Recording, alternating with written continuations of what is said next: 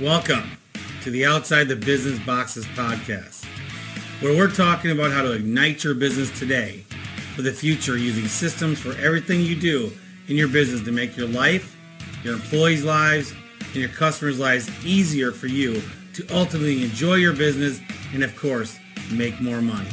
I'm your host, Chad Murray.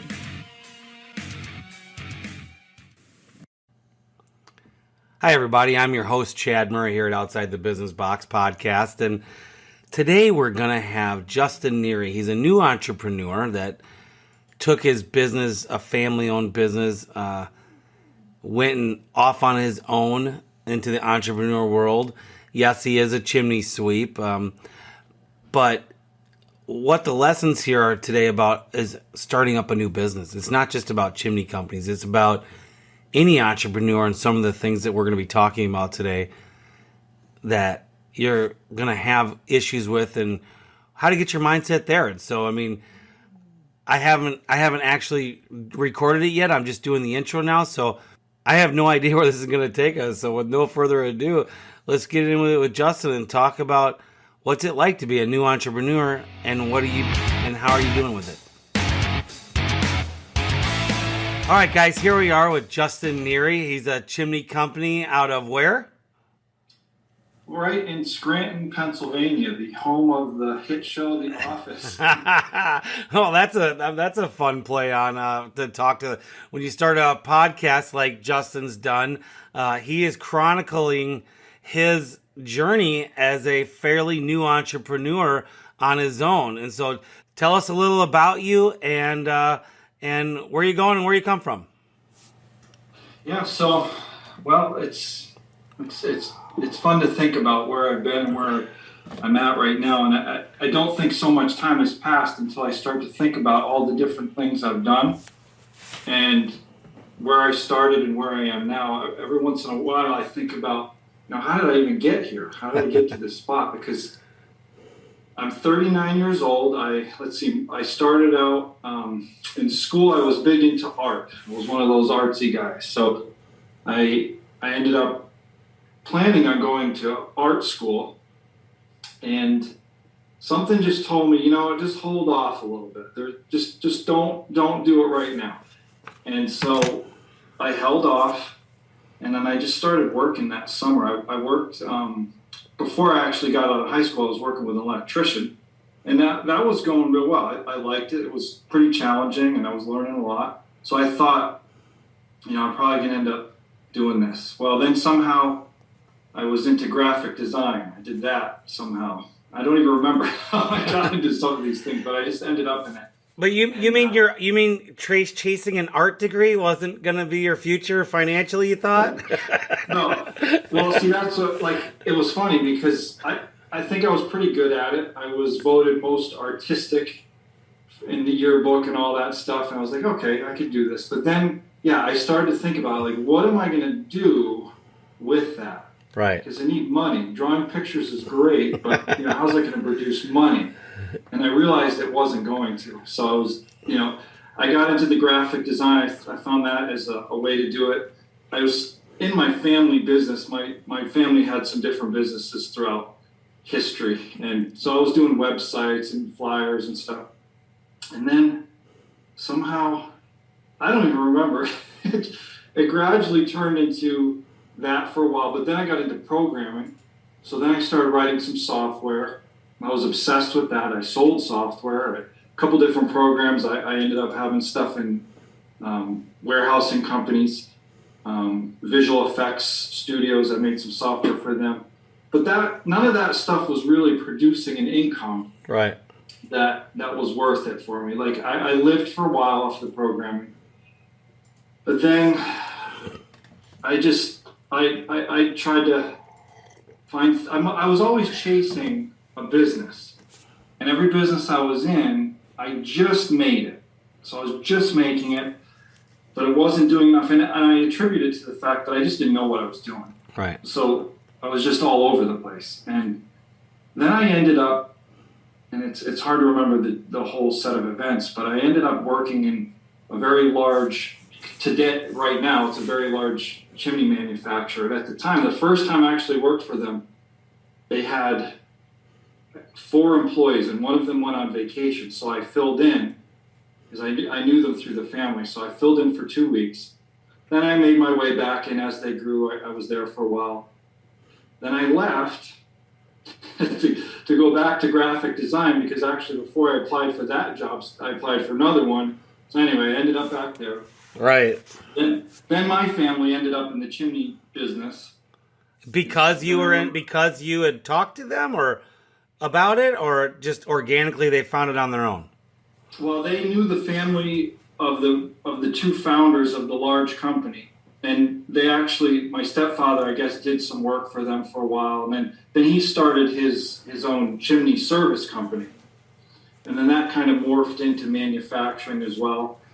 And so I was there for 11 years or so, and those were some of the most fun times for me, because I was using the skills I had to design parts and design machines, and I got to use programming. I got to use all the things I'd learned over the years there.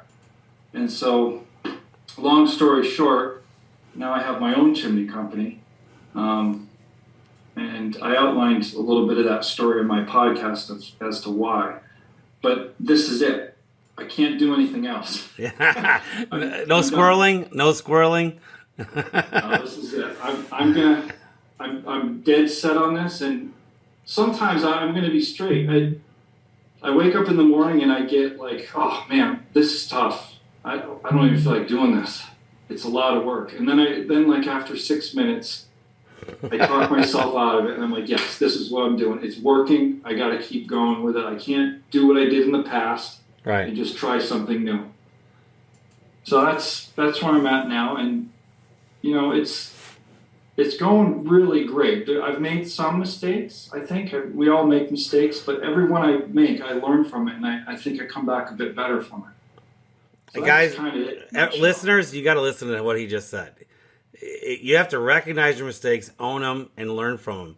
And that's the biggest growth thing you'll ever experience. Is you will be a better person if you actually acknowledge it. And it's so funny when I hear people like, I filed bankruptcy once, and I'm not afraid to tell people. I remember there was this spot in our lives that my wife and I were like, don't tell anybody. Can't tell anybody we filed bankruptcy. We're such bad people. It's like, no. I almost died. My wife almost died giving birth. Our child almost died.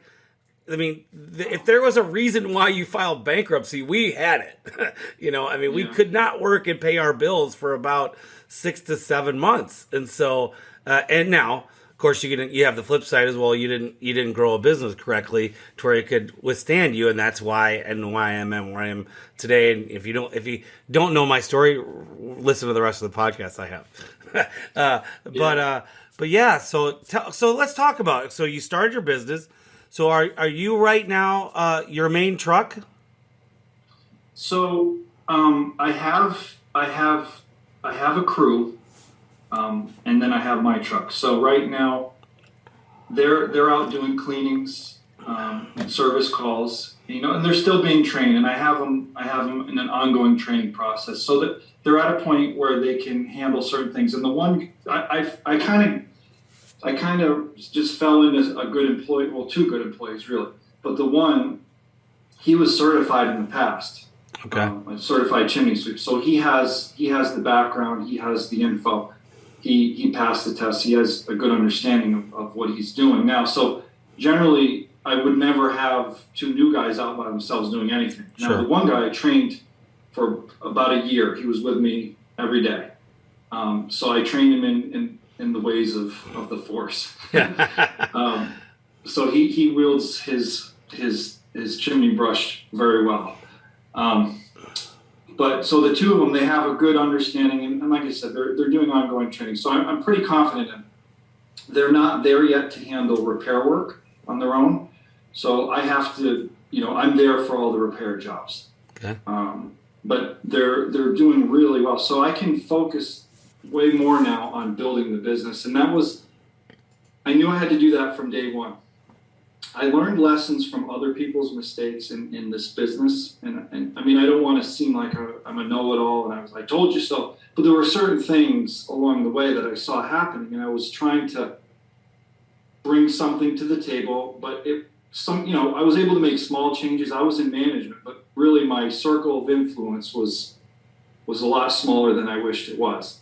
So now I'm in control. My circle of influence is very large, and I feel like I'm in such a better place now, because if I don't think something should be done, that's it. It doesn't get, I'm in control. Now that's scary to me, but also empowering, because I think myself and a lot of people probably, it's easier if someone else has to deal with the hard stuff.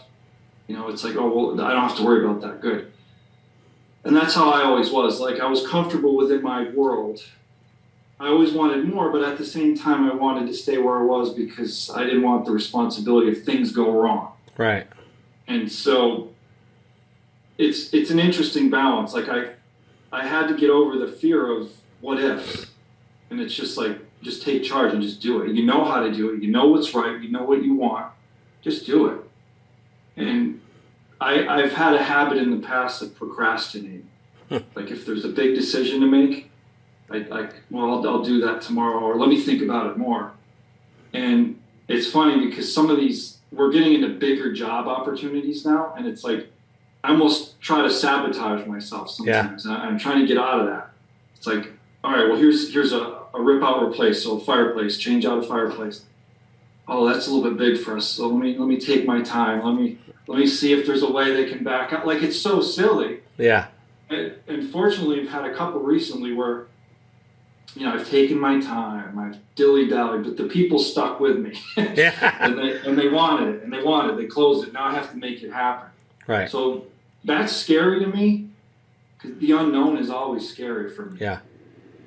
But I look at it, if one man can do it, so can another. And so that's kind of where I'm at. So I have those guys running. I'm basically now spending as much time as I can in the office building spreadsheets, building out the workflows, the organizational charts, the SOPs, I forget all the things they're called, but I'm basically... You're building systems. You're building systems is what you're doing. There it is. And so, let me ask you this. Do you have who's answering the phones? So that was one of the first things I had to get somebody to do for me, because, one, I hate the telephone. I hate it.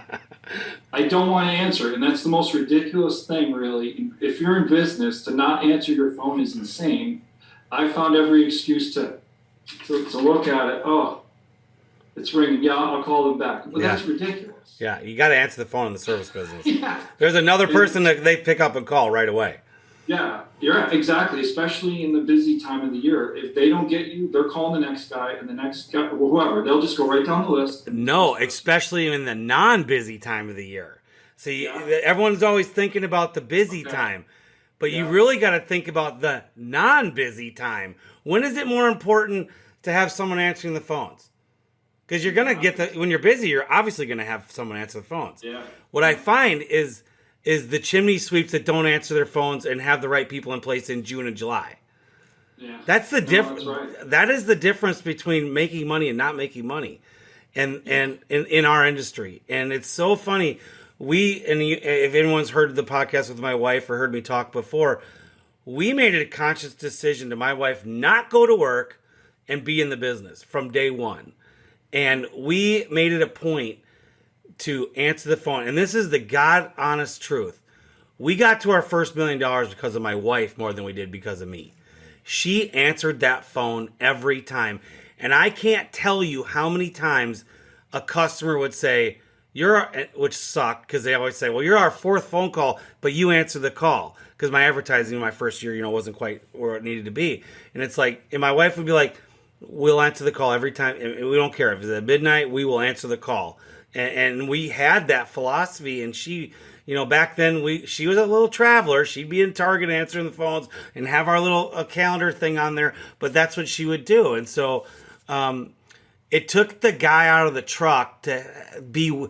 It's nothing worse than to sit there in front of a client and your phone's ringing. Mm-hmm. And then you go, well, excuse me, someone else is more... You're essentially saying this. Someone's more important for me than you right now, So give me a minute of your time that I go help someone else. And I'm telling you, if you had a plumber, sitting at your house, who's coming up to give you some, work, and then all of a sudden he goes, hold on a minute, and he goes, hello, ABC Plumbing, and then you sit there and listen to the call. If he stays in, because I've had this happen, they stay in your house and right in front of you book an appointment. I've had that happen, and I'm sitting here like, I don't have time for this, and it's that important. So I mean, I didn't mean to make this about the call center, but it's the decision you made up front. I made this up front, and a lot of guys have been in business 15 years, 20 years, they're still carrying this thing around, answering calls while they're driving, while they're on a chimney, they're repairing a piece of furniture at someone's house. All this, and it's like no. That first person will be free because they'll answer one call a week that will pay for them that you didn't answer. So sorry to go off on a tangent, but it's big. It's true. It's so true. And it's like when I'm calling someone for a service at my house, if someone doesn't answer the phone, I get so annoyed. It's like, you need to answer your phone. Yeah. And I'll call the next person. So I realize that that's me. So I don't want to answer the phone. All right, well, that's a problem. I got to fix that. But everyone's going to be very similar to me. You got to answer the phone. So my first year, I was doing it all myself. And I answered the phone as much as I could. If I was on a roof and I couldn't, I'd have to wait. So I'd get home at night and I'd start calling everybody back. And the one time, and it was so crazy, the one time I called a guy, set up an appointment, and then I immediately called him back and tried to set up an appointment thinking he was a different customer. He's like, hey, man, you just called me. So my head was all over the place. Right. And I was like, all right, I got to get somebody. Yeah. And at that point, I didn't have enough resources to just hire someone and put them on payroll. But I found someone that would just do it as a subcontractor, and she's still here. Her name is Lindsay. She's awesome. And then there's another girl, Daisy, that helps her. So between the two of them, they're on the phones. They do all my scheduling. I don't have to worry about that. So that was the first thing I put in place, and it was probably the best thing I ever did. And I think someone mentioned it on Facebook. They said the first person you hire should be an office person, whether it's your wife, whatever. The hire could be whatever you want that to be, but get someone to answer the phone. And from there, it's worked great. Well, if you think about it in numbers, because if you manage your business by numbers and you put everything to a number, if you look at the calls coming in when you were alone, if you could track this, and I did. We still to this day, we have calendars back from 1998 that says how many calls we took today, what city it came from, and then did it come from what paper, what back then it was newspaper, and what phone book it came from. And so we didn't have internet advertising back in 98. We didn't start advertising till 99 on Google. And so my first year was all print ads. And so we tracked it, and we still have every one of those calendars to go back and look at, which we don't look at them that far back anymore. But I was just on Friday, I went up to the office and I looked at COVID year 2020 versus this year. And wow, we are like, if everyone heard in my podcast last week, how I'm one of the only chimney companies in the country that had a loss last year. And this year, I can track it right now. Our numbers on the call center are double than they were last year. So my market just didn't have the year that everyone else did. And here we are crushing it in 21. So, but for you, okay, so great decision. You recognize, fairly quickly after your first year, let's get someone in here. So what else have you done? Tell me this. Let's get into some pain. What was your biggest lesson that you just you couldn't find yourself to do and you finally just did it? A good question. All right, I have the answer to that. Yeah. So I'm a huge control freak. Well, you're an entrepreneur. You're an entrepreneur. You got to learn. You'll learn. Yeah. And I was that way where I used to work. I was in management and I oversaw people, and I had to be in it. I had to watch what everyone was doing. And so then it got worse when it was my baby. It was my kid. Now I had to watch. So setting people free and letting them decide things was my biggest pain thus far. There's going to be bigger ones, I'm sure, but like that, it hurt so much to just say, all right, go ahead. Because you're letting people put your name on their work. Yeah. And Mark said this in one of his podcasts, I think. They're gonna produce garbage work, and you're gonna have to own it. Yep. Oh yeah. You just have to deal with it. Yep. You got to fix it.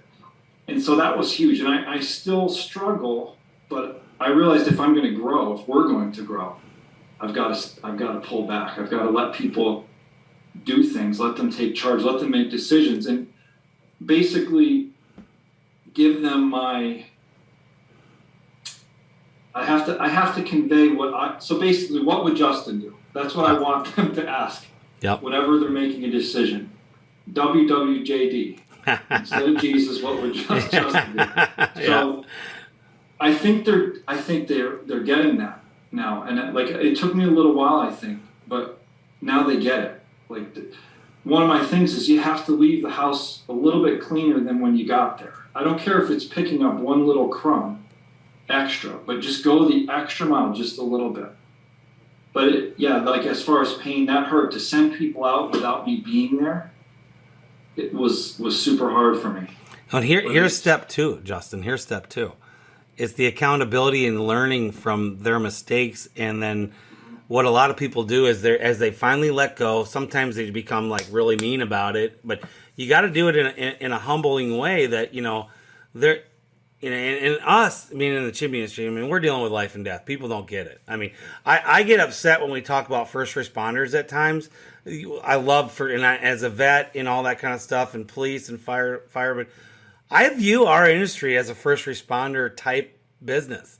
We literally save lives that people don't realize that we've done. And I wish our industry could, there was a way to portray that to people that, we have that uncounted way. You can't document how many lives we've saved, right? Yep. So there's no way to do it. But people out there listening that's not in the chimney business, we really are in that industry, and that's a high level looking at it. Like, oh, well, that's really proud of your industry. Well, okay, well, we go in your house and we let you build a fire in it. Mm-hmm. Okay, we're not putting fires out. We're making it so you can have a fire in your house. So, but the accountability systems of the training off of what they've done wrong is where a lot of entrepreneurs go wrong. It's like you have to have the employee meetings. You have to talk about the stuff that they're doing. You have to critique their good jobs as well as their bad jobs. And you have to have that system. And it's funny when I take on a new client, it's like, they constantly talk about how, not even new clients, sometimes it takes me a little while to get there, but it's like, well, do you check their work? No. But they're always doing stuff wrong. Well, whose fault is it then? It's not your employee's fault they did that wrong. And, well, we don't have the training time. Well, okay, well, then you're going to keep dealing with QC all day long. It is what it is. That training is huge. And that's something that I've learned through other people's mistakes on that. Like, training is huge to me. I don't care what it costs to train someone. It doesn't cost anything. Right. In the long run. Like, we're on the Surefire platform. I do a lot of my own training, and I've, the SOPs and on-site training. It's never enough. It has to keep going. It has to be continuous. And that is huge. Like, this is not an industry. So if we're talking about chimneys, like you just said, you can't just send random people just because they have skills in climbing on roofs. Okay, they can put roofs on their roofers. Great. That doesn't mean they can handle a chimney. There's so much to it. And in the training, I thought I knew a lot. Like 2 years ago, I got it. I got this notebook of all the things I know. Then you go to these classes and you realize, and you look at your buddy next to you when they show you a picture of something, it's like, I haven't been doing that. Yeah. And it's like your eyes are opened, and it just never stops. Like, every day is a school day. And like you said, we're telling people, okay, you're good to go. Go ahead, put a fire in this thing. And if we're not doing our job, if we're not trained, we're missing stuff. And that house, I used to make fun of the thing of, oh yeah, chimney sweeps save lives. It's true. You're telling people not to use things that will eventually burn their house down if they keep using it. Now, will they die? Maybe they'll get out. Maybe you just never know. Like you said, you can't get the numbers on it, but I believe it. We're stopping bad things from happening by knowing what we're doing. And it's like, I don't want to shift to this, but I mean, I'll ask you this question, but I'll ask the question after I make this statement. We talked about it before we started, but we're trying not to make this a chimney podcast, but inevitably here we are. If you're not doing level 2 camera inspections every single job, I mean, you literally you don't know if their chimney's really safe. You just don't. I mean, I've had this discussion, and there's on the boards, there's people that will fight you on that. And it's like, I'm telling you, my first chimney camera inspection we ever did, which was essentially a level 1 with a camera, my first one we ever did. And we bought that, we did it, and we found a flue tile that was cracked. It was straight into the attic. Not cracked, I'm sorry, missing about a 4-inch kind of a triangle piece. How in the heck that got installed left, and then the chase wasn't built right, and you could literally see into the attic. Luckily, this guy is a 25-year-old house, and the chimney had hardly been used. Thank goodness. And so, but, yeah. So let me ask you this: are you doing weekly meetings? Yeah, we do. Well, see, that's a good question. Yes and no. I do like daily meetings every day, all day long. I'm bugging people on WhatsApp. Yeah. We do have my home in the garage. So I go down with the guys in the morning and we chat about things. There's not like this. We have safety meetings just about, every week, but I need to get into something more structured. And it's almost like I feel like I can't do that until I get into a facility. Like, it's weird. Like, I have this thing, like I have to get into a facility so that I can get these things done for real. Like, we do them, but they're just not structured the way I'd like to have them structured in the near future. And that's something I want to talk to you about at some point too. Like, I need to take steps to feel more structured and be more efficient. And this, I'm hung up on this facility. Yeah, you don't need a facility. My first 5 years, we were doing it at once a week at breakfast place. I can't remember the name of it. And we went there once a week. And so we just did that. I think I drive everybody nuts because we're on WhatsApp and I have different groups set up. So one for all of us, one for the office girls, and one for the text. Yeah. And I'm just constantly saying things, and and I know they don't feel like working at 9 p.m., but that's what comes into my head, and I have to.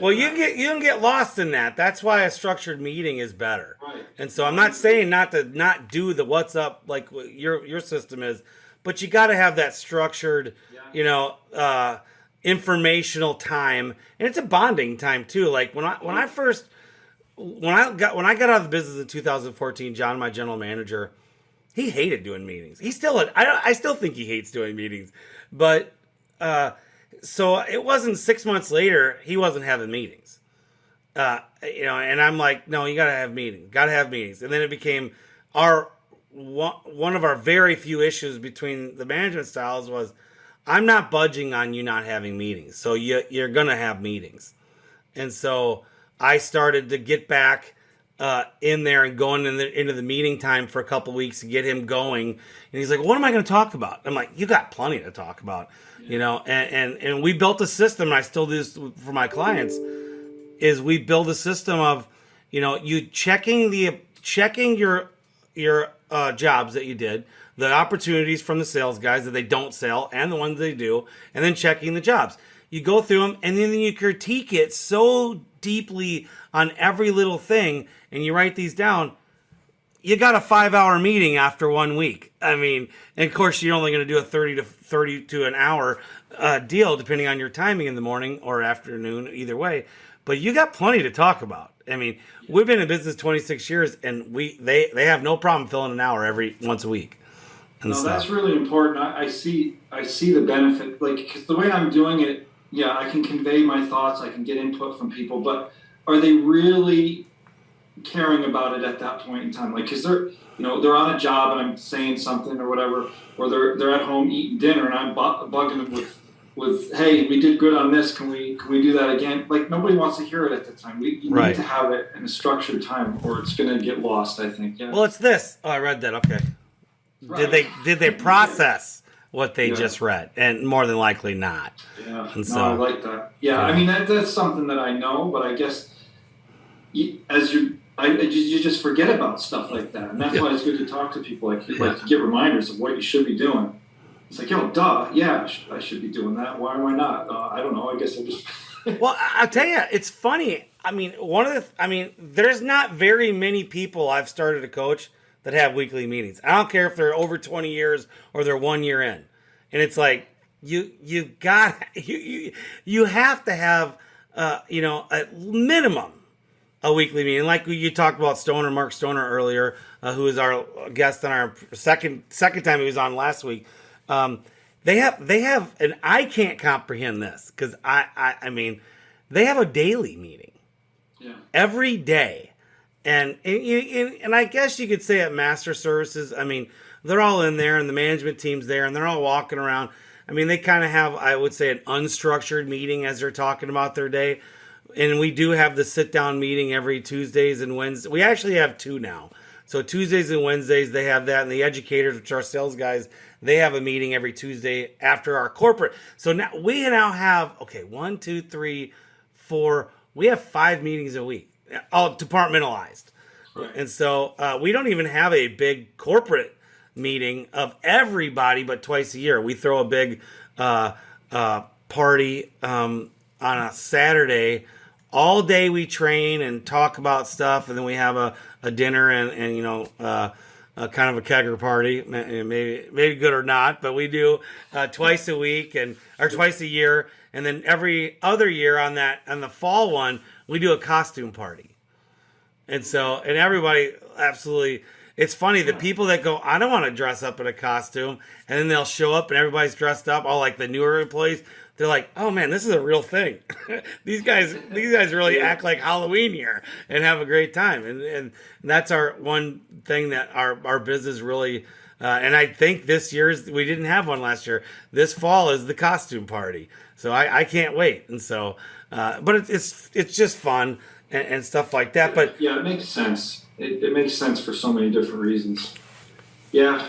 So would you, at this point, would you think it'd be best to have like a Zoom meeting because the girls, the one actually is out of state, but sure, like a weekly Zoom meeting and just go over the big picture of what's going on, right? Yeah, my management meeting's on Zoom because I have so our CFO, bookkeeper / my assistants in Oklahoma, and then we have our Houston office and our Dallas office. And so we have to have a Zoom meeting. We have a Zoom meeting at 3:30 every Tuesday for about an hour, and it's going on. I mean, we have plenty to talk about. And so what does your organizational chart look like? So you've got 2 girls in the office, right? You've got one truck, and then you. Okay, let me offer the system here. Here we go. You can share your screen. Let me see if I can try to get that on this. This computer is a little crazy, but let me see if I can get it pulled up. So while Justin's doing this, everybody, he doesn't have probably more than 10, if not 10 people, and he's already started this. And so the benefits, because you know what? You're going to get to a point when you grow your business, you're going to have to do this. So why not start these simple systems now so that as you grow, you don't have to do it? So this computer is acting funny, but let me see. I can pull it up on this other. Wait, let's see. Maybe this will work. Yeah, so I view this as like. So I read the E-Myth after I got started, but I always thought about this type of thing, and I always tried to plan, make a business able to scale, but I didn't know exactly how to do it until I read the E-Myth, and I still don't know exactly, but I always looked at a business and said, well, what are we going to need in the future? Let me do that now if I can, so that we're ready for it. And I did that in the other businesses I was part of. Like I would make a computer system that was way overkill, but I knew at some point we're going to need that, so I might as well have it in place now. Right. This is not loading right, but what I can pull it up and I can read it to you. Okay. Let me just see. I have, let's see.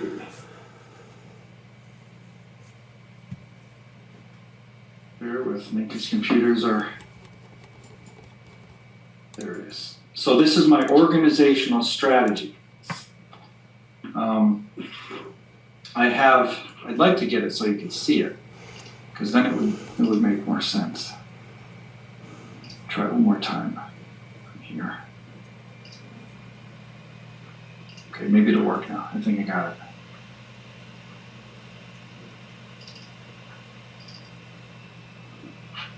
Okay, yeah, this is going to work. All right, share screen. Okay, can you see that? Yep. Okay. Is that Lucid? So this is draw.io, it's called. And it lets you make flowcharts very easily, and you can save the files into like Google Drive or wherever and pull them up from there. So this is what I've built out thus far, what I'd like it to look like. So this isn't what it is yet. I mean, I guess it is, but I do everything. Yeah. Yeah, I get it. Except for, so I have these things in yellow. So basically it starts out with the CEO, then under that's the COO. Mm-hmm. Then I have Vice President of Marketing, Vice President of Operations, and Vice President of Finance. And then under those things I have an assortment of items. But right now I have under Vice President of Marketing, which is me, and then under Sales Manager, which is me, I have an incoming leads manager. So that's currently me, but I'm looking to have one of the girls start doing that. And basically the way I have that described, and I have other documents that now go into detail what all these positions are. I'm still working on it. There's still a lot more to do. But the incoming leads manager, basically for me right now would mean, if messages come in from Google, if emails come in, Home Advisor, all kinds of leads, however they come to us, they don't get a call anymore. There's text messages, there's Facebook messages. They're coming from all different directions. And right now, like, I kind of filter all of that and send them their way sometimes. And then I'll send it in different ways. I'll forward it in a text, or I'll put it in our task management system. And it's a little bit chaotic. So what I'm envisioning is her to be the wrangler of all those leads as they come in, and then know what to do with them, and then get them scheduled and all that. So I have those different, I have Office Manager, Scheduler, Advertising Research Manager, and Incoming Leads Manager. Those are in yellow because those are the ones I want to fill ASAP with existing staff. Exactly. I have to finish getting the descriptions done for those, and then the manual for that position. So I'll go ahead and let me show you what I've got. I'll show you our actually employee handbook. Actually, our where is it, Manuel? So we have. What is going on here?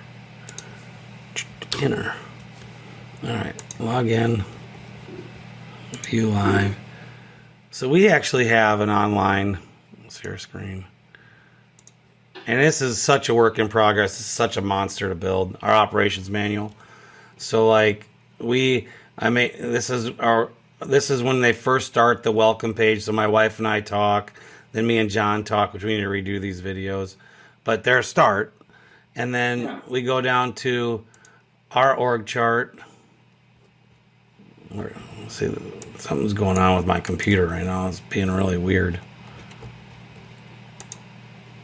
Yeah, it's not working. I don't know what's going on. Look at this. What is? Maybe I can bring it over to the.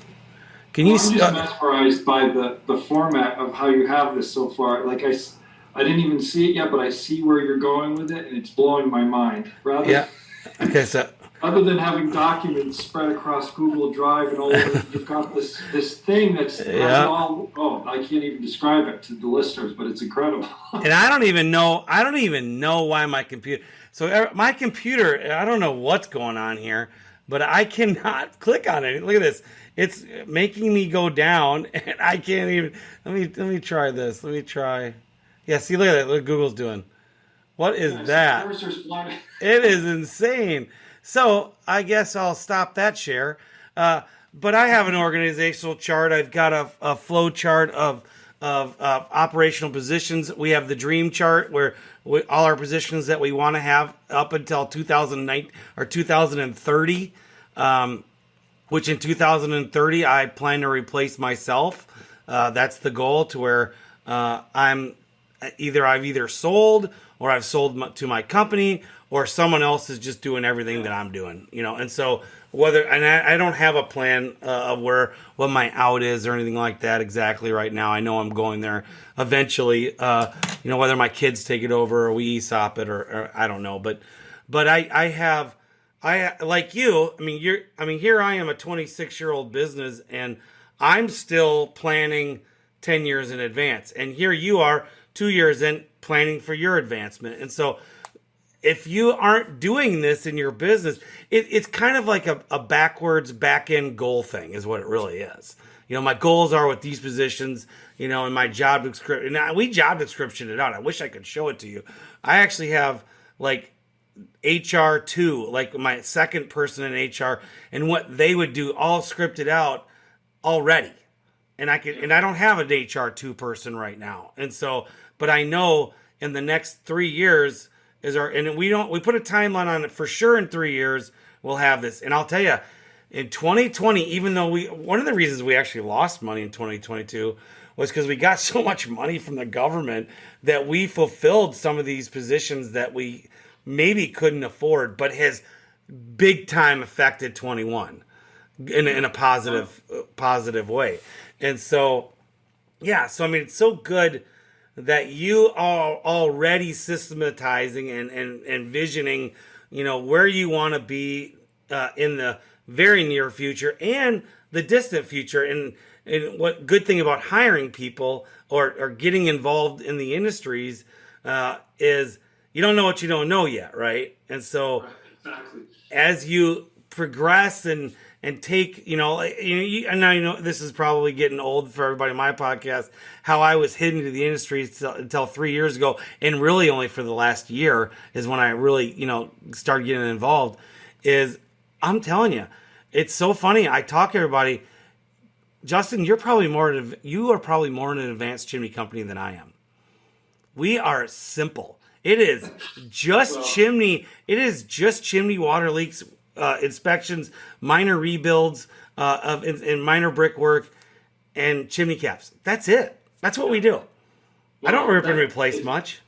It's funny because that's the simple stuff in this industry. From what I've seen, is where the money is now. Those bigger jobs, I'm not afraid of them anymore because no one around here is doing them. And if I'll do what other people won't. Right. We have it's kind of saturated in some pieces of the industry, but the smaller jobs, they from what I've seen, they end up being more profitable. Less time, you're in, you're out, you're done. These bigger jobs, you get into them, it's like, all right, good. You have it all priced out, you're making profit. Yeah, but then something happens, and now it takes you twice as long, and then you're done. Yeah. So, you're doing something right. Well, we're good at what we do, and we're efficient. We're a little cheap, like you've heard me saying, like we're having a huge price increase and getting through that. But we're definitely.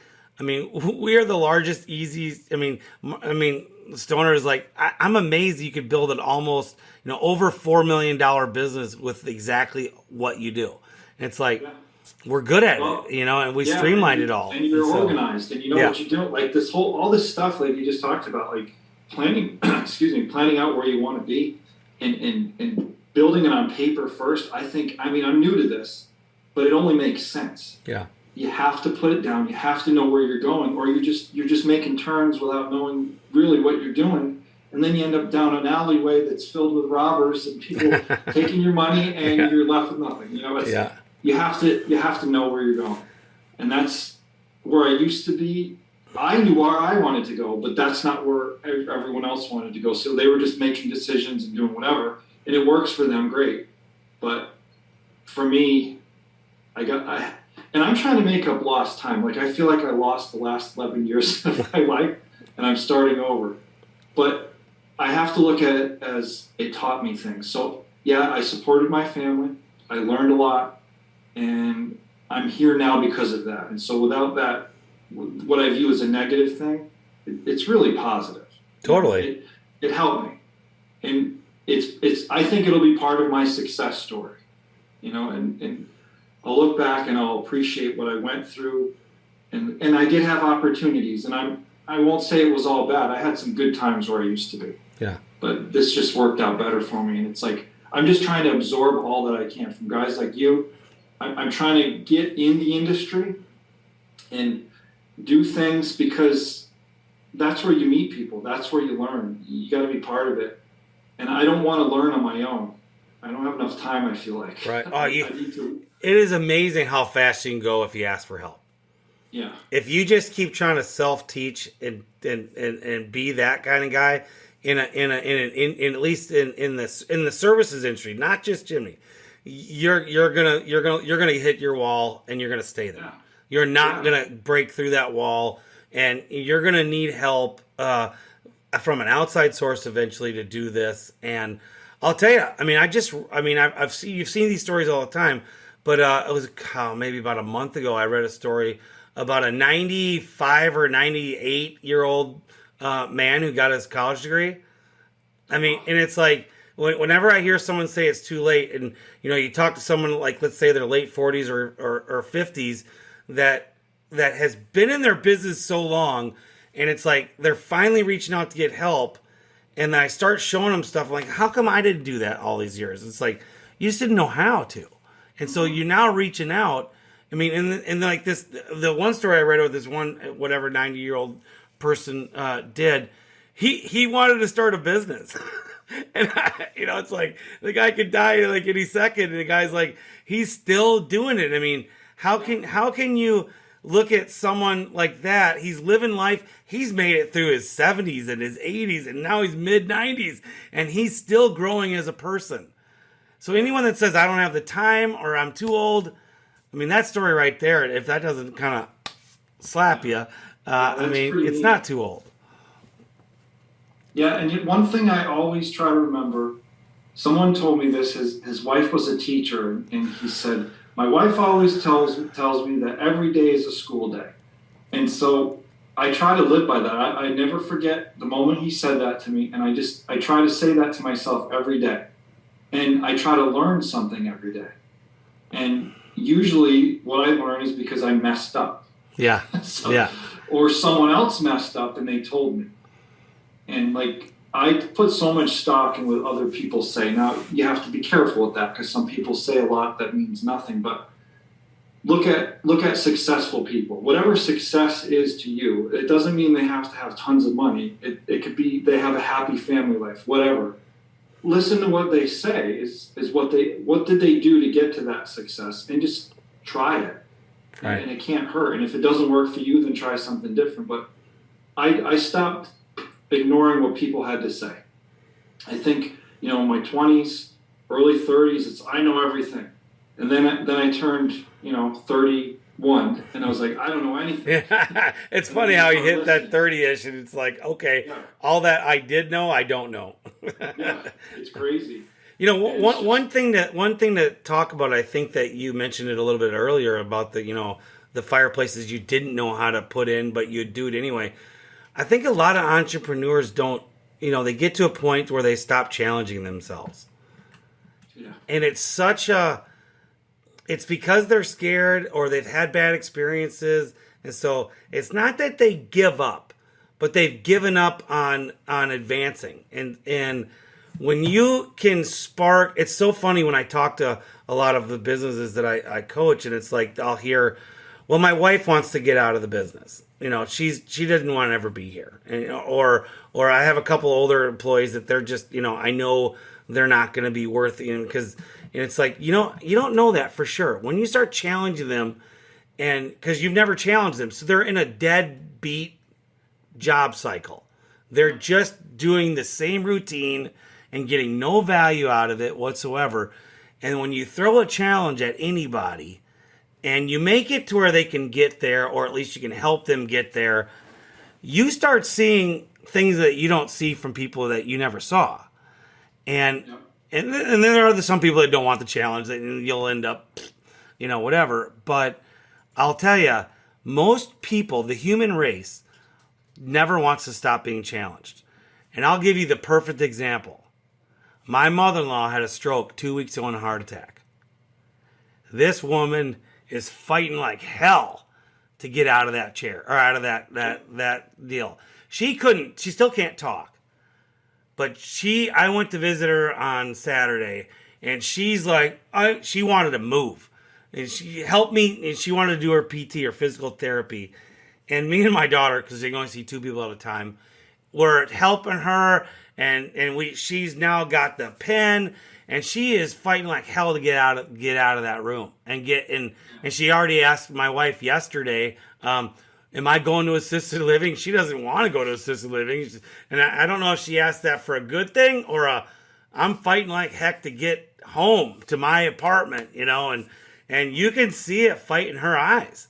I mean, as she's waking up more and more, and getting her speech back, and it's no different. I mean, with businesses, I see a lot of people that have had a stroke. They don't know it, and then all of a sudden, when you show them a little hope and a little bit of, let's work on, the E-Myth, let's work on your business a little bit, how everybody starts to get rekindled. And the ones that don't, there's going to be some pain with getting the mindset of, you don't need that guy anymore, or that woman. And so go from there.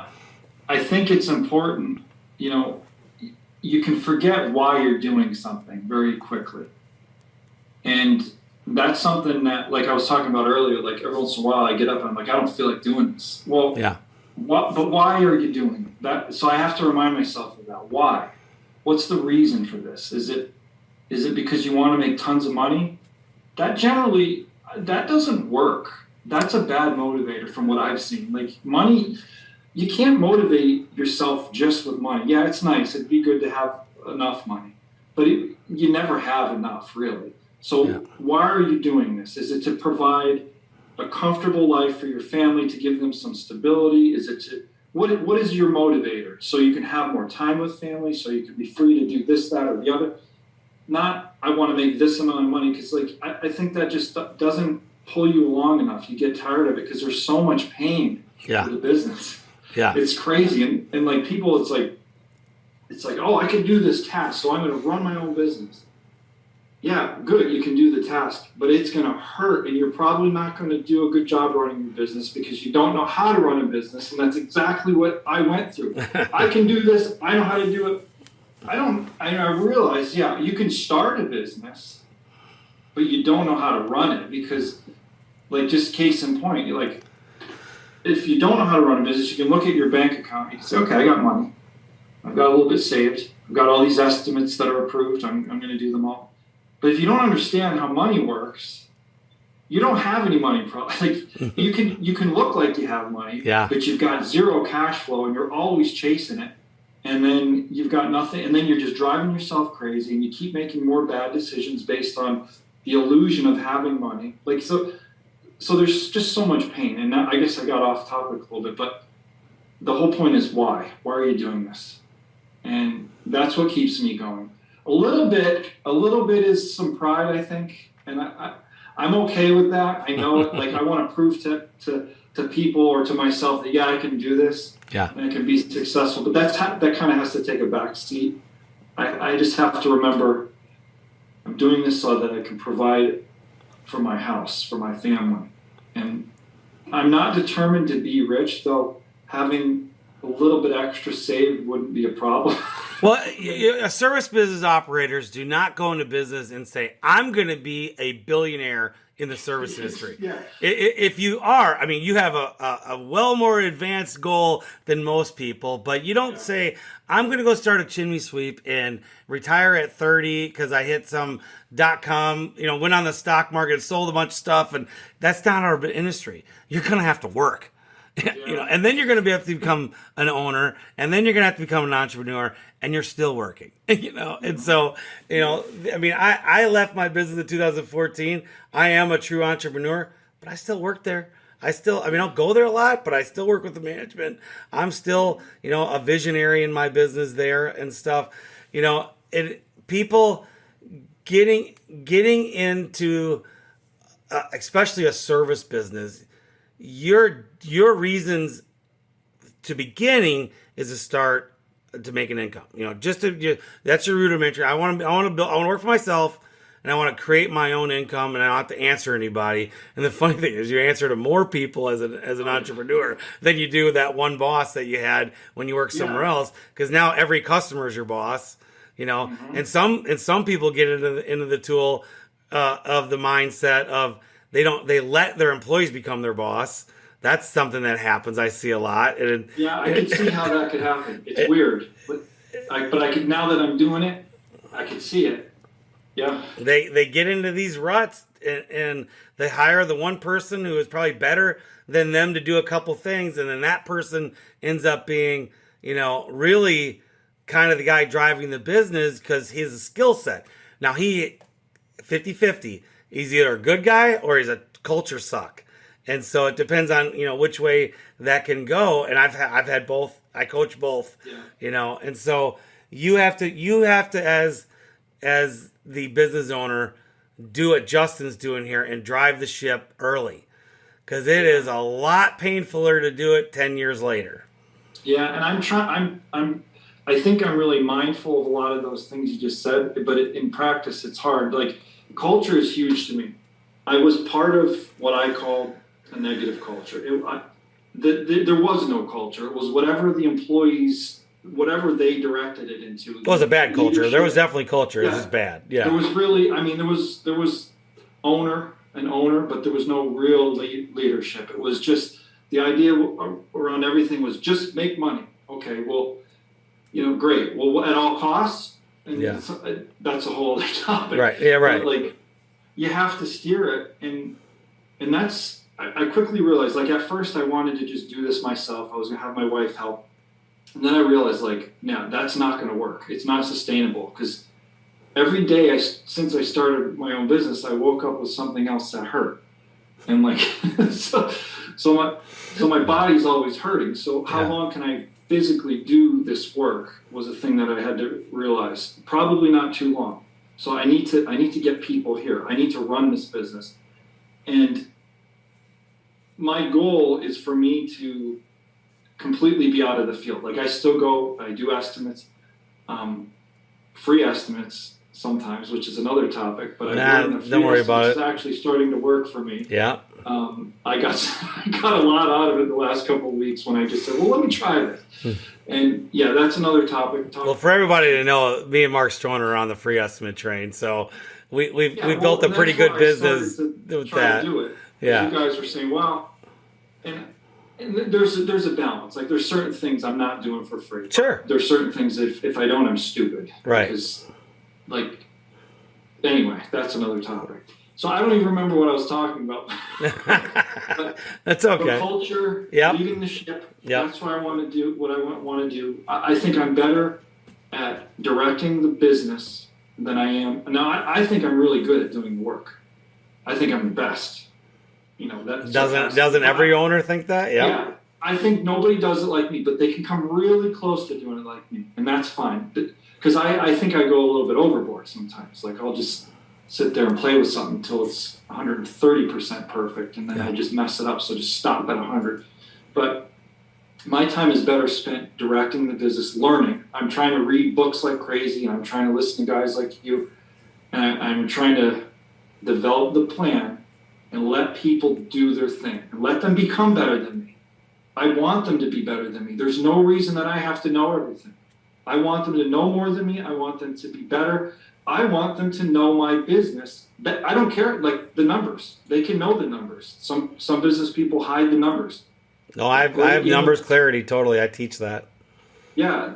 So I'm reading The Great Game of Business right now. I'm halfway through.